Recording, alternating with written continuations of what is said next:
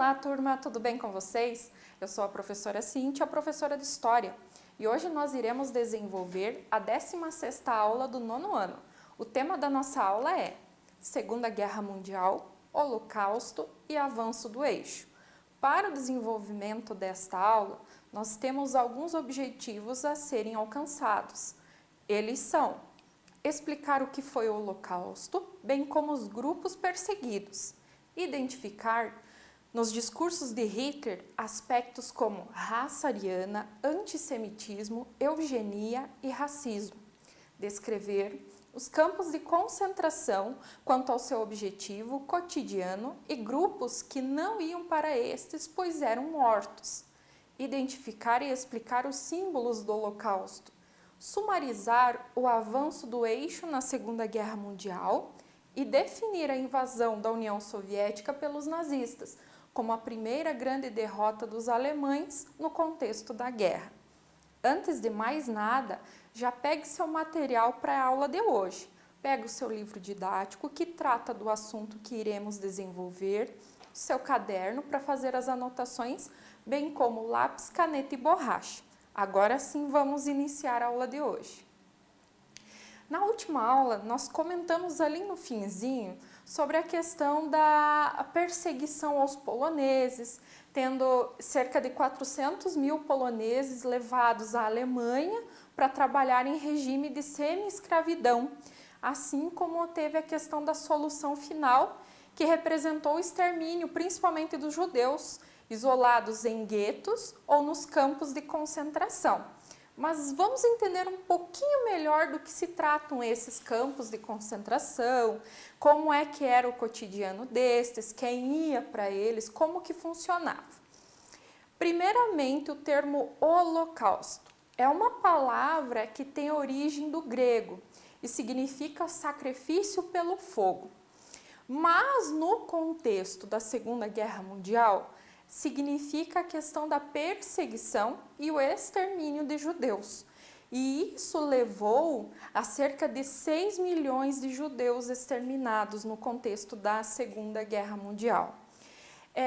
Durante o Holocausto, então, a aristocracia alemã, as pessoas, assim, os poucos que tinham poder dentro da Alemanha, consideravam que os judeus eram racialmente inferiores, não só eles, mas também os ciganos, aí tem a questão dos deficientes físicos e mentais, a questão dos eslavos, que eram os poloneses, russos e de outros países do leste europeu. Eram perseguidos por seu comportamento político também, ideológico e comportamental, os comunistas, socialistas, testemunhas de Jeová e também os homossexuais. Então, por mais que o partido nazista, na sua nomenclatura, ele tenha o socialista, não leve em consideração que o partido nazista, que Hitler era socialista. Há pouco tempo surgiram alguns comentários, até nas redes, nas mídias, redes sociais, mídias, porque o nazismo era de esquerda. Em momento algum, gente. Por isso que estudamos história. O nazismo era contra essa base de esquerda, o esquerdismo ali do socialismo, comunismo. Até a União Soviética era um dos inimigos de Hitler. Então, neste sentido, entendam bem, os nazistas não eram de esquerda, não errem mais. Sobre os discursos de Adolf Hitler, se você buscar lá na internet, você vai ver muito essa questão da superioridade dos alemães perante as outras raças, a raça pura, a raça ariana. E nesse primeiro discurso que diz o seguinte: as massas são lentas, sempre exigem certo tempo para ficarem prontas para receber algo. E é somente depois que as ideias mais simples são repetidas milhares de vezes que as massas vão ser capazes de as aprender. O que o Adolf Hitler quis dizer com isso? A questão do poder do discurso. Ele, para fazer com que o povo buscasse a luta dele, juntasse a luta de Hitler, ele precisava falar de forma mais simples, mas repetir várias vezes para que todos entendessem e entendessem a necessidade de unir-se para elevar a Alemanha que tinha saído detonada, derrotada da guerra, tá? Então, nesse sentido, ele se via como superior e a questão do discurso muito forte, importante para manter essa massa, que é a grande população, junto a ele. O povo alemão é um só corpo, mas sua integridade está ameaçada. Para manter a saúde do povo, é preciso curar o corpo infestado de parasitas. A questão, aí você vê uma característica dentro dos regimes totalitários, o nacionalismo exacerbado, exagerado. Então, o país é mais importante que eu enquanto indivíduo. Tá? O povo alemão, um só corpo, infestado de parasitas. Quem seriam esses parasitas? Os judeus. Em alguns discursos do Hitler, ele fala sobre os judeus, mencionando sobre vírus, parasitas, bactérias que estavam atrapalhando o desenvolvimento da Alemanha. Então, para vocês entenderem isso, quanto mais era repetido ao povo, mais o povo pegava essa gana contra o povo alemão contra o povo judeu. Outro discurso de Hitler bastante importante. Os poloneses nasceram especialmente para o trabalho pesado. Não é preciso pensar em melhorias para eles. Cumpre manter na Polônia um padrão de vida baixo, não se permitindo que suba. Os poloneses são preguiçosos e é necessário usar a força para obrigá-los a trabalhar. Indispensável ter em mente que a pequena nobreza polonesa deve desistir, deve acabar. Por mais cruel que isso possa ser, ela deve ser exterminada, onde quer que se encontre. Deve haver apenas um senhor para os poloneses, o alemão. Dois senhores lado a lado não podem e não devem existir. Todos os representantes da classe culta polonesa, portanto, têm de ser exterminados. Isso parece crueldade, mas é a lei da vida. Então percebam ainda essa questão da superioridade alemã, a superioridade da raça ariana perante os demais, a valorização do povo em si. E isso é uma das características dos regimes totalitários, muito presente dentro dos discursos de Hitler. Além disso, nós percebemos a raça ariana, como eu falei várias vezes, o antissemitismo, a eugenia e o racismo, entre outras ideias. Mas a raça ariana, quem seriam? Então, basicamente os alemães, né, os povos europeus de raça pura branca, eram descendentes do antigo povo ariano. O povo ariano seria um povo nobre, seriam loiros de olhos azuis. O antissemitismo é justamente essa aversão aos judeus, muito presente nos discursos do Hitler.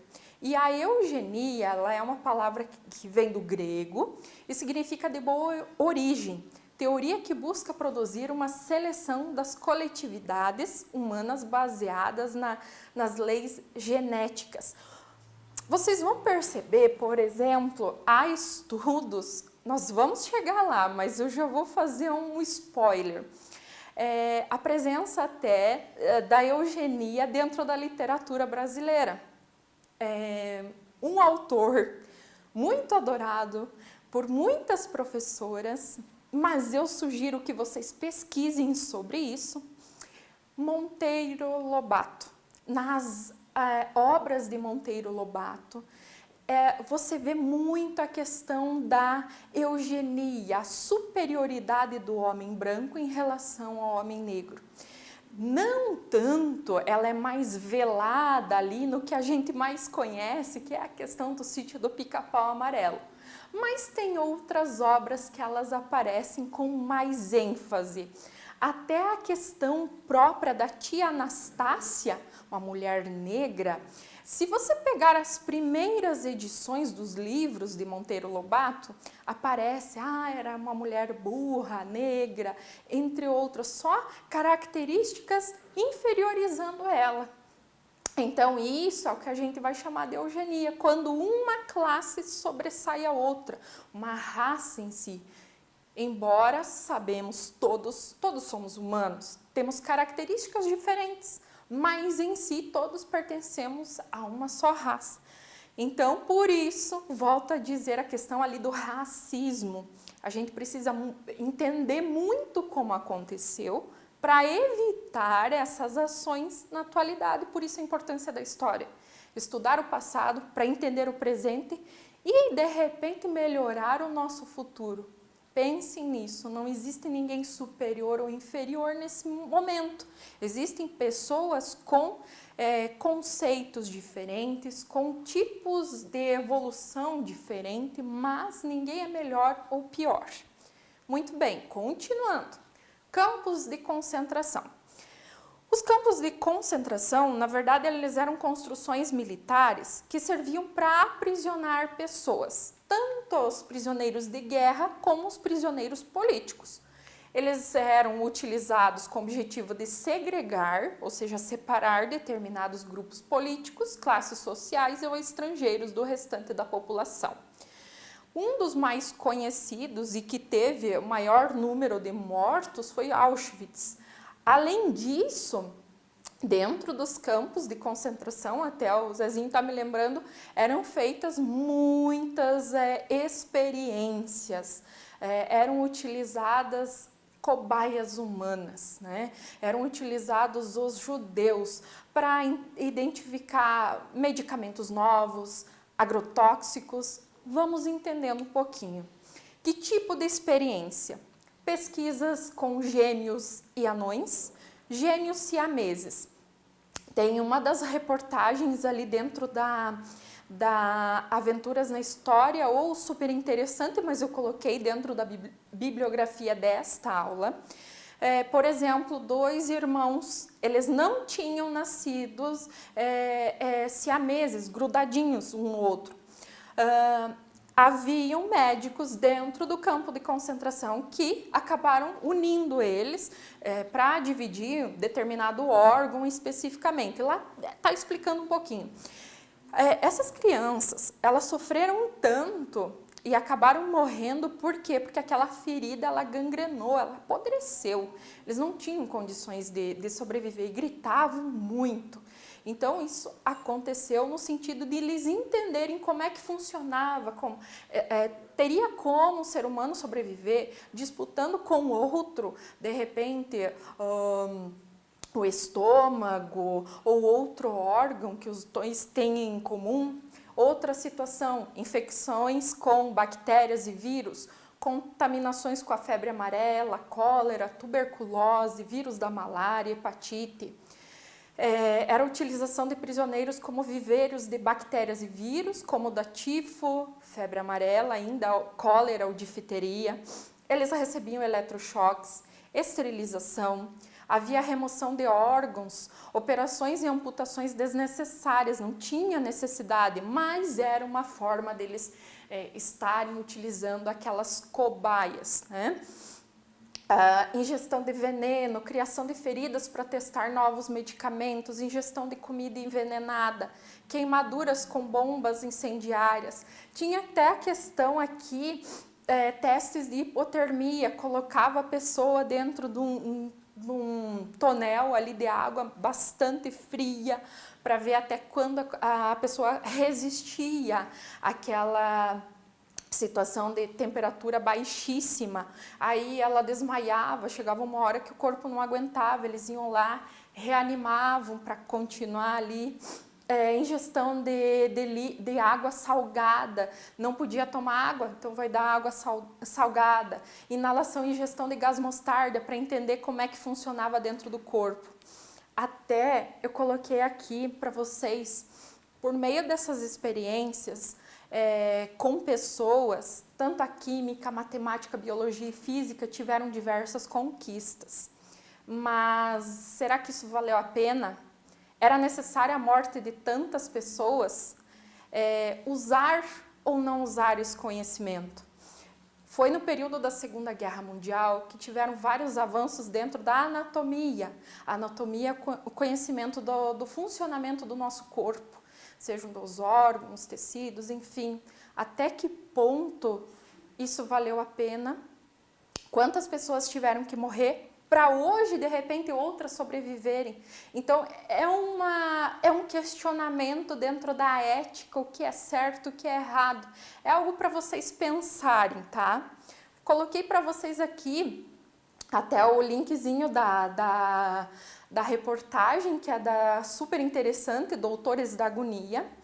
A Alemanha inventou a aspirina e a novocaína, que é um anestésico usado por dentistas, e desenvolveu fertilizantes, corantes e microscópios muito mais baratos e eficientes. Isso tudo por quê? Porque utilizaram pessoas nas suas experiências. Laboratório da Bayer, laboratório da aspirina, ele desenvolveu muitas pesquisas utilizando dessas cobaias humanas. Aí volta a perguntar, vale a pena, não vale? Tiveram que alguns morrerem para outros hoje viverem melhor. A questão da novocaína, o anestésico usado por dentistas, hoje a gente não tem essa questão da dor, mas olha quantos sofreram por dor naquele momento.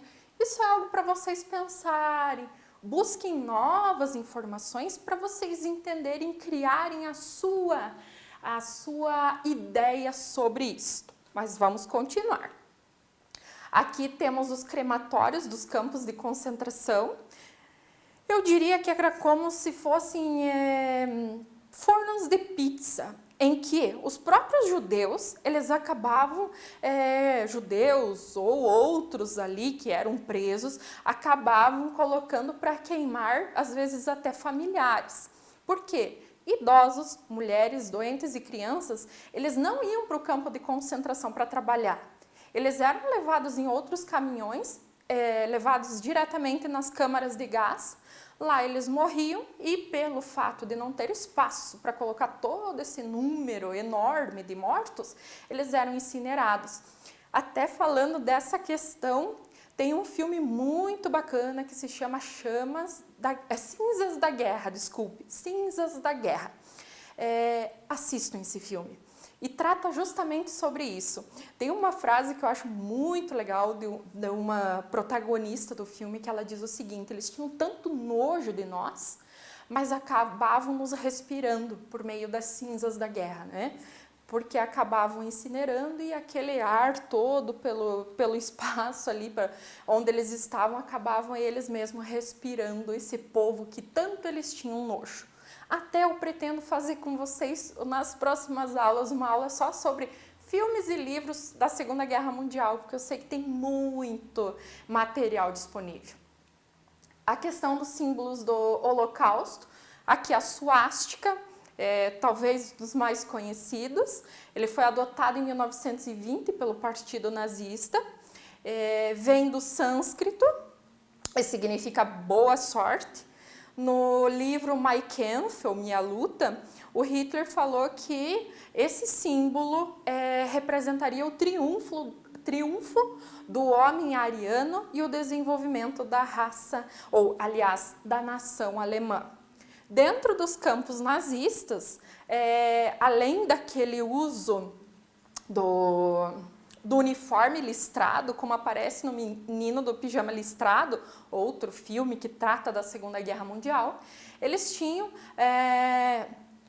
triângulos invertidos, cada um com uma cor que representava o grupo que ele pertencia. Amarelo de judeus, vermelho comunistas, sociais, democratas, liberais, anarquistas e maçons. Quem faz parte da maçonaria, pesquise se você não sabe sobre ela.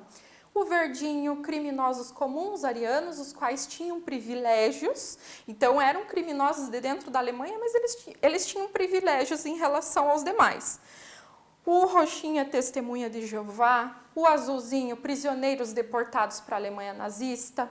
Aqui o marrom ciganos de Roma e Sinti, que é outro, além do rosa ali, que eram outros ciganos. Tem também a questão das mulheres lésbicas, alcoólatras, feministas, deficientes e anarquistas utilizando o preto. Então, ainda tinha a questão do número que era colocado, geralmente era raspado o cabelo das mulheres. Quando eles chegavam, era tirado todas as riquezas que tinham. E depois ainda de mortos ali da câmara de gás, as pessoas que tinham, por exemplo, dentes de ouro, era arrancado dessas pessoas para depois colocá-las para incinerar. É uma parte complicada, porém importante de se estudar. Por quê? Volto a dizer, a história serve para isso. Estudarmos o passado, entendermos o passado, para a gente entender um pouquinho também do nosso presente e tentar melhorar o nosso futuro, para que isso não se repita. Então, agora vamos para o desenvolvimento da guerra. Em 1940, a conquista da Escandinava por Hitler. E ainda ele conquista a Noruega e a Dinamarca. Na Noruega, ele já inicia uma campanha, um plano para conquistar a França. Em junho de 1940, realmente as tropas nazistas tomam Paris e hasteiam a sua bandeira, a bandeira nazista em Paris. Ainda em junho de 1940, o Benito Mussolini, líder da Itália, lá do fascismo, entra na guerra e fica ao lado da Alemanha nazista, conquistando o norte da África. Em abril de 41, os nazistas ocupam os territórios da Grécia e também da Iugoslávia. A invasão nazista da União Soviética ocorre em 22 de junho de 1941. O objetivo do Hitler, ao invadir a União Soviética, era derrotar o comunismo soviético e controlar os recursos do país, principalmente o petróleo, mas a questão da produção industrial, porque vocês sabem que a União Soviética não estava sofrendo com a crise que estava assolando a Europa, a crise de 29, tá? Então, nesse sentido, Hitler queria tomar conta de toda essa parte econômica da União Soviética. Porém, no final de 1941, em Moscou, os alemães sofrem a primeira grande derrota e foram obrigados a recuar. É muito interessante porque foi utilizada uma tática de guerra chamada tática de terra arrasada. Essa mesma tática nós estudamos no 8º ano, quando tratamos lá do Império Napoleônico. Foi a mesma tática utilizada. O que acontece? Os soviéticos, eles destroem tudo antes dos inimigos chegarem. Por quê? Os inimigos vão adentrando cada vez mais no território soviético, mas eles não têm abrigo, não têm alimento, não têm como se proteger. E é um período de frio. Consequentemente, os nazistas não estavam preparados para esse momento, não tinham armamento suficiente, até a questão do armamento, porque não tinha um inimigo ali para você combater. Mas assim, o uniforme não estava preparado para isso, os mantimentos estavam acabando. Então, por isso, eles acabam recuando ali, dando a primeira grande derrota. Mas isso ainda terão mais derrotas nesse entremeio. Na próxima aula, eu vou falar para vocês um pouquinho mais sobre a ofensiva dos aliados. Então, nós estamos vendo o eixo caminhando até agora. A Alemanha, país do eixo, que teve uma derrota. Mas como é que foi essa ofensiva aliada? Esses países aliados? E a participação do Brasil? Vai participar de que lado? Então, isso tudo a gente vai vendo nas próximas aulas. Agora, nós vamos para a atividade dessa aula. Para isso, a importância de ter tudo anotadinho lá no caderno que vai te facilitar na hora de responder as questões. Ok? Bons estudos a todos, um abraço, até a próxima e tchau!